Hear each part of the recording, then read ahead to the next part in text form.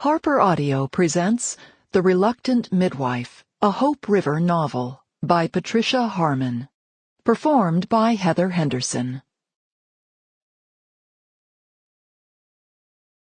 This book is dedicated to the healer in all of us. Life can be hard, but if we hold hands, we can make it across the river. Somewhere in Appalachia, there's a small white house with a blue door. In the back, behind the barn, is a graveyard. 2 women kneel in the tall yellow grass. Under a rock are 3 babies, 2 of bone, 1 of spirit. There are fresh graves, too, where black and white sleep together, 8 in all. The women have flowers in their hands, bouquets of daisies, yellow mustard, and pink phlox. One of them makes the sign of the cross. One of them can't stop crying. From the private journal of Becky Myers, RN, Reluctant Midwife. Wild Rose Road, West Virginia, USA, 1934-35. Spring. 1. Highwayman. Holy hell, what's this? I say to Dr. Blum, who doesn't seem to notice the beat-up black DeSoto with a table tied to the top that's pulled over on the side of the road. A young man, wearing a wool-plaid jacket, stands on the berm, waving his hat. Help! Stop!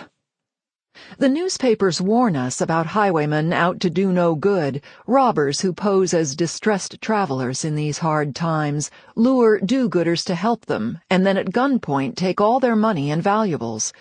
Slowing, I see a woman in the front seat, her feet on the dashboard and her face wild with pain. It's only that face that compels me to stop. Oh, for God's sake, that doesn't look fake, does it?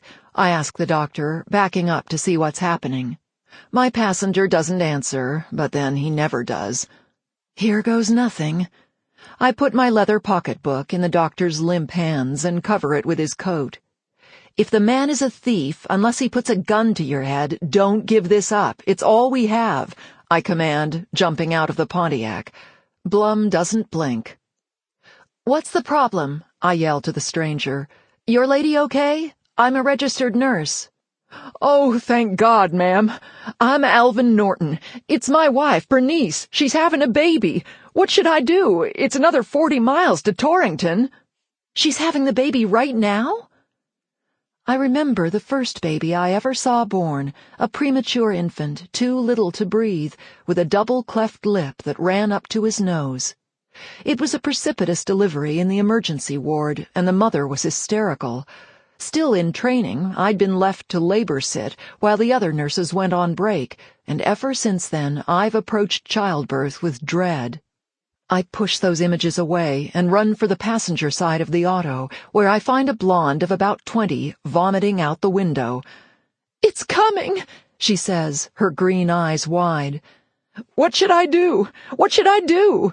Alvin asks again. Well, the first thing is, get her bloomers off. The man blushes, sets his hat on the hood, and pulls off the woman's wringing wet pants, while I throw off my worn wool coat. It's old, but it's the only one I have. Can you roll on your side, Bernice? Put your head up by the steering wheel and open your legs. My name is Nurse Becky. The woman squirms around and props one leg up on my shoulder. Sir, if the baby is truly coming, I'll need a blanket or something to wrap it in. If it's not time yet, maybe you can make it back to Butler Mills. There might be a doctor there. I sound so calm and confident, but my whole insides are shaking. Yes, yes! The father is running around like a chicken with its head cut off. In the suitcase, the woman yells. Blanket in the suitcase! Ah! A hairy orb about the size of an apple is already showing. The infant peeks out and then retreats, not ready to enter this hard world, I imagine. I try to act as if I do this all the time, but cold fear grips my stomach.